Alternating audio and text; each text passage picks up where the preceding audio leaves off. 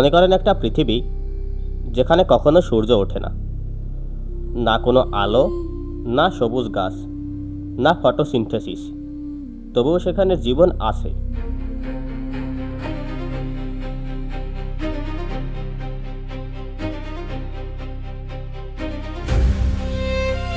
হ্যাঁ, শুনতে অদ্ভুত লাগলেও আমাদের এই পৃথিবীতেই এমন কিছু জায়গা আছে যেখানে হাজার বছর ধরে সূর্যের আলো ছাড়াই ইকোসিস্টেম টিকে আছে।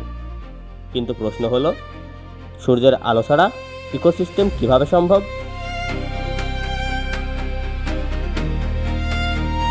এই বিষয়ে আলোচনা করব দ্য জায়ান্ট ইউনিভার্সের আজকের এই পর্বে।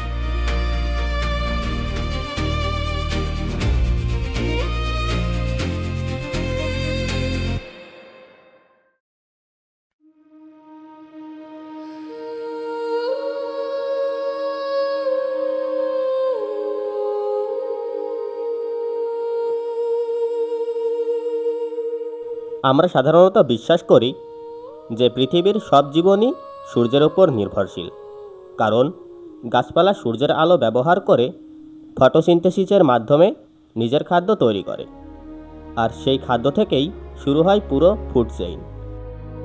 অর্থাৎ সূর্য ছাড়া জীবন অসম্ভব, এটাই আমাদের প্রচলিত ধারণা।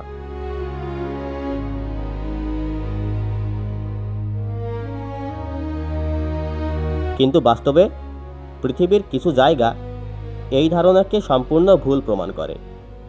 সমুদ্রের প্রায় 2000 মিটার গভীরে এমন কিছু অঞ্চল আছে যেখানে সূর্যের আলো কখনোই পৌঁছায় না। সম্পূর্ণ অন্ধকার, প্রচণ্ড চাপ আর চরম তাপমাত্রার মধ্যেও সেখানে একটি পূর্ণাঙ্গ ইকোসিস্টেম টিকে আছে।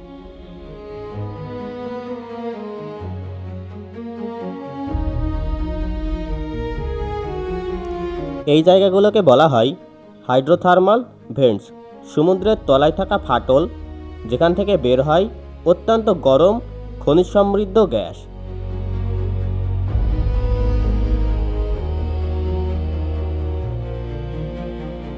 প্রথমে বিজ্ঞানীরা মনে করতেন এমন পরিবেশে কোনো জীবন টিকে থাকা সম্ভব না, কিন্তু পরে দেখা যায় এই জায়গাগুলোতে অদ্ভুত ধরনের প্রাণী বাস করে, যেমন বিশাল টিউবওয়ার্মস, বিভিন্ন প্রজাতির চিংড়ি এবং কাঁকড়া।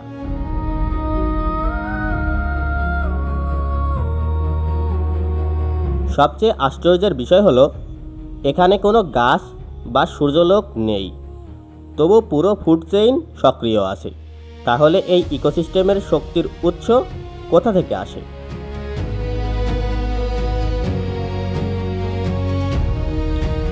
এখানে আসে কেমোসিনথেসিস নামের এক ভিন্ন প্রক্রিয়া। কিছু বিশেষ ব্যাকটেরিয়া সূর্যের আলো ব্যবহার না করে বরং হাইড্রোজেন সালফাইডের মতো রাসায়নিক পদার্থ ব্যবহার করে এনার্জি তৈরি করে। এই ব্যাকটেরিয়াগুলোই এখানে প্রোডাক্টার হিসাবে কাজ করে এবং পুরো ইকোসিস্টেমের ভিত্তি তৈরি করে।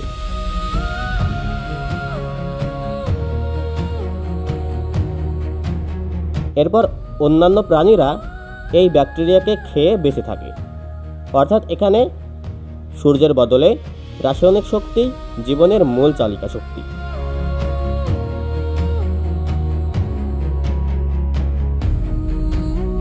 সবকিছু মিলিয়ে একটি বিষয় পরিষ্কার, জীবনের জন্য সূর্যের আলো গুরুত্বপূর্ণ হলেও সবসময় অপরিহার্য নয়।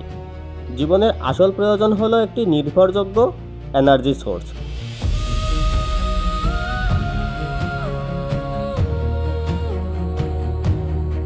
তাহলে কি মহাবিশ্বের অন্য কোথাও সম্পূর্ণ অন্ধকারে লুকিয়ে আছে অজানা জীবন?